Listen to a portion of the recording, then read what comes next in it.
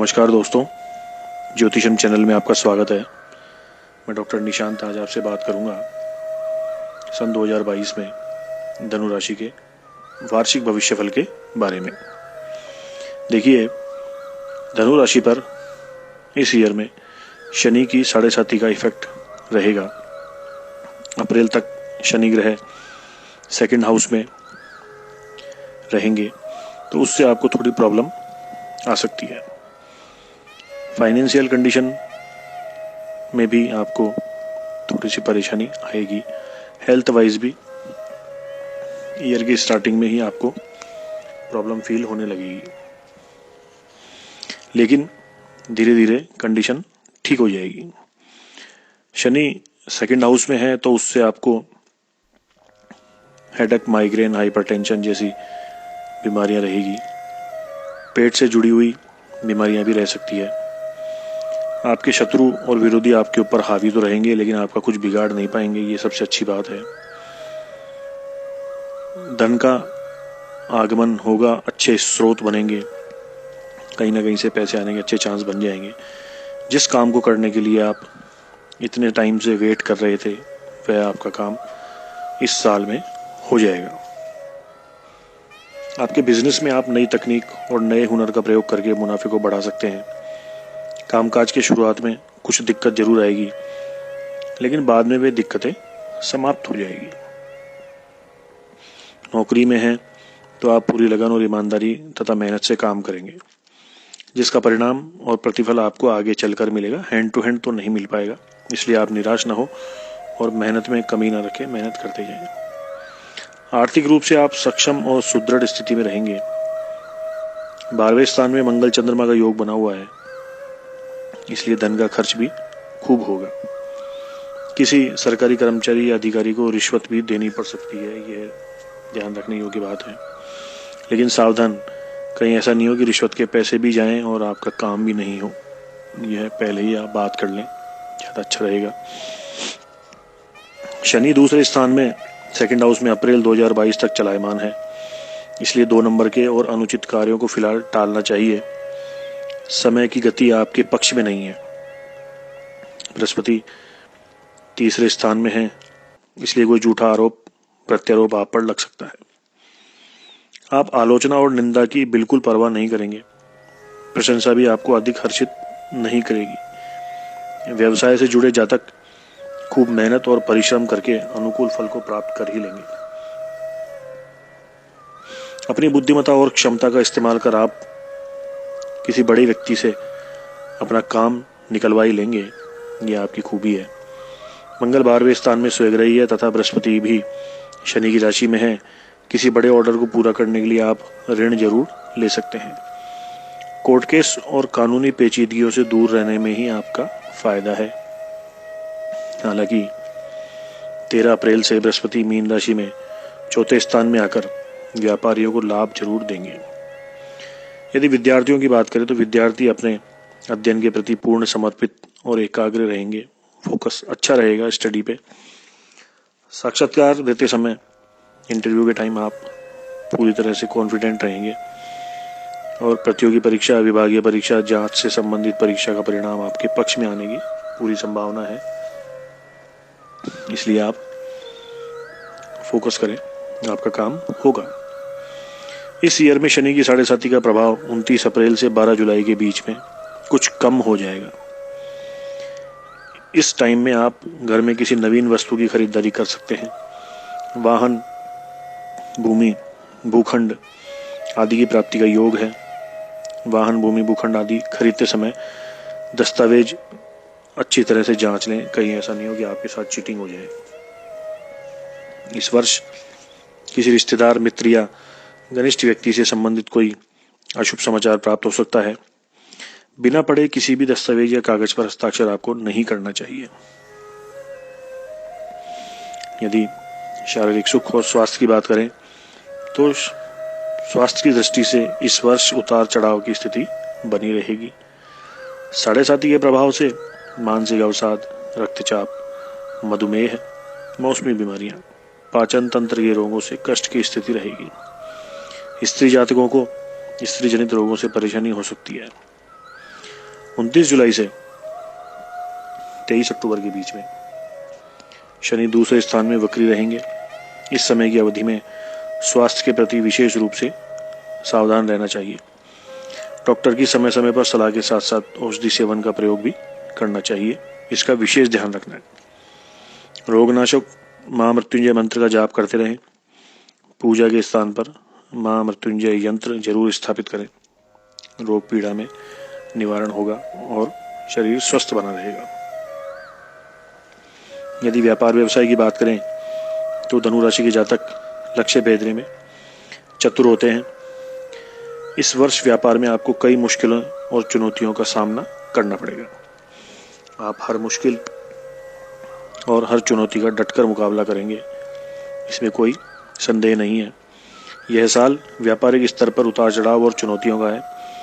कार्यकुशलता व कार्यक्षमता में इजाफा तो होगा ही, इस दरमियान आपका संपर्क बड़े बड़े लोगों से बनेगा जो आगे चलकर लाभप्रद साबित होगा। नया निवेश करने से पहले आपको अच्छी तरह पूरी जांच पड़ताल करनी चाहिए। बॉस और अधिकारी आप पर मेहरबान रहेंगे। आपको कोई नई जिम्मेदारी सौंपी जा सकती है, इसलिए उसके लिए तैयार रहें और अपने आप को सक्षम बनाएं। आय और आमदनी बढ़ाने के लिए आप नए नए प्रयोग जरूर करेंगे। टैक्स से जुड़ी हुई कोई मुश्किल खड़ी हो सकती है। पैसा इस वर्ष रुक रुक कर आएगा, साथ ही खर्चों में भी वृद्धि होगी। संपत्ति से जुड़े हुए विषय का निपटारा जरूर होगा। विस्तार की योजना कार्य रूप में परिणित होगी। व्यापार में निर्णय दिल की बजाय दिमाग से लें, ज्यादा इमोशनल ना हो। नौकरी में पदोन्नति के अवसर सुलभ होंगे। बॉस, सहकर्मियों और अधिकारियों के बीच एक दबंग, ईमानदार और कर्तव्यनिष्ठ व्यक्ति की छाप रहेगी। यही चीज आपके आगे बढ़ने में भी सहायक सिद्ध होगी। रुपए पैसे के मामले में किसी पर भी भरोसा नहीं करना चाहिए। अजनबी और अपरिचित व्यक्तियों से व्यवहार करने में आपको दूर रहना चाहिए। जल्दी से किसी पे विश्वास ना करें। शेयर्स, सट्टा, तेजी मंदी के काम से ताल्लुक रखने वाले लोगों को यह ध्यान रखना चाहिए कि लंबा और मोटा पैसा किसी एक सेक्टर में नहीं डालें, अन्यथा नुकसान हो सकता है। कार्यस्थल पर कर्मचारियों पर पूरी तरह से नजर बनाए रखें। घर परिवार की बात करें तो इस वर्ष रिश्तेदार आपसे नजरें चुराएंगे, वहीं परिवार के लोग ही आपके काम आएंगे। जुलाई से नवंबर के बीच में आपकी राशि के अधिकारी बृहस्पति ग्रह वक्री स्थिति में चलायमान रहेंगे। इस समय में दाम्पत्य संबंधों में किसी तीसरे व्यक्ति के कारण कुछ गलतफहमी हो सकती है। भाइयों से संपत्ति विवाद भी उलझ सकता है, हालांकि बाद में सब कुछ ठीक हो जाएगा। अविवाहितों के विवाह के प्रस्ताव भी आएंगे। संतान से संबंधित, उसके करियर व विद्या अध्ययन से संबंधित कोई महत्वपूर्ण निर्णय 13 अप्रैल से पहले हो सकता है। 28 जुलाई तक गुरु का परिभ्रमण शुभ फलदायी रहेगा। आपकी उदारता, वाणी में मधुरता तथा लचीले स्वभाव के कारण समाज में भी आपकी वाहवाही जरूर होगी। 28 जुलाई से नवंबर के मध्य घर के किसी वरिष्ठ व्यक्ति का स्वास्थ्य गड़बड़ हो सकता है, इसलिए उसका जरूर ध्यान रखें। करियर और स्टडी की बात करें तो यह वर्ष विद्यार्थियों के लिए शुभता का परिचायक रहेगा। एक और जहां देवगुरु बृहस्पति 13 अप्रैल के बाद स्वग्रही होंगे, वहीं शनि की 7.5 का प्रभाव भी 29 अप्रैल के बाद हट जाएगा। आप पूरी गंभीरता से अपने अध्ययन और लक्ष्य प्राप्ति की दिशा में जुट जाएंगे। प्रेम प्रसंग, सोशल मीडिया व अन्य मनोरंजन से दूरी बनाकर आप अध्ययन करेंगे, ये सबसे अच्छी बात है। तकनीकी शिक्षा, कानूनी शिक्षा, मैनेजमेंट और व्यावसायिक क्षेत्र में अध्ययनरत विद्यार्थियों को सफलता मिलेगी। प्रतियोगी परीक्षा, विभागीय परीक्षा या पदोन्नति की जो परीक्षा होती है उसमें परिणाम आपके पक्ष में रहेगा। नौकरी में सहकर्मी या शत्रु लोग आपके विरुद्ध कोई गुप्त योजना या षड्यंत्र बना सकते हैं, इसलिए सावधान रहें।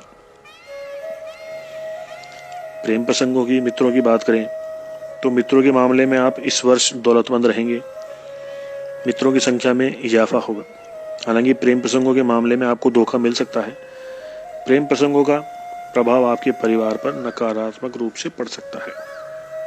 मंगल 12वें स्थान में स्वयग्रही हैं।